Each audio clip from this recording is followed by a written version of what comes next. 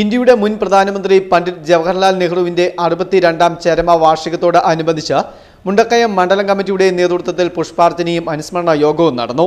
മണ്ഡലം Congress president KS Raju അധ്യക്ഷത വഹിച്ചു. MLA അഡ്വക്കേറ്റ് MJ സെബാസ്റ്റ്യൻ യോഗം ഉദ്ഘാടനം ചെയ്തു.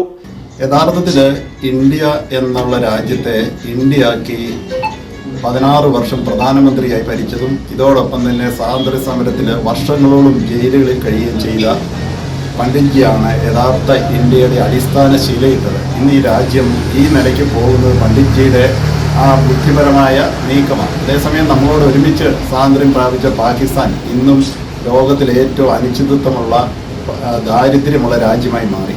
അപ്പം കോൺഗ്രസിൻ്റെ ആ അടിയുറച്ച ആശയങ്ങൾ പണ്ഡിറ്റ്ജി കൊടുത്തതാണ് ഇന്നും നിലനിൽക്കുന്നത്. ഗാന്ധിജിയും പണ്ഡിറ്റ്ജിയും അതോടൊപ്പം തന്നെ അംബേദ്കർ ഉൾപ്പെടെയുള്ള വലിയ ഒരു നേതൃത്വ നിര പടുതുയർത്തി ഇന്ത്യയാണ് ഇന്ന് നിൽക്കുന്നത്. ബാക്കി ഏതൊക്കെ കക്ഷികൾ ഇപ്പോൾ ഇന്ത്യ ഒന്ന് ഭരിച്ചിട്ട് അവരെന്ത് പറഞ്ഞാലും അടിസ്ഥാന ശിലയിട്ട ഭൗതികത പണ്ഡിറ്റ്ജിയുടെയാണ്.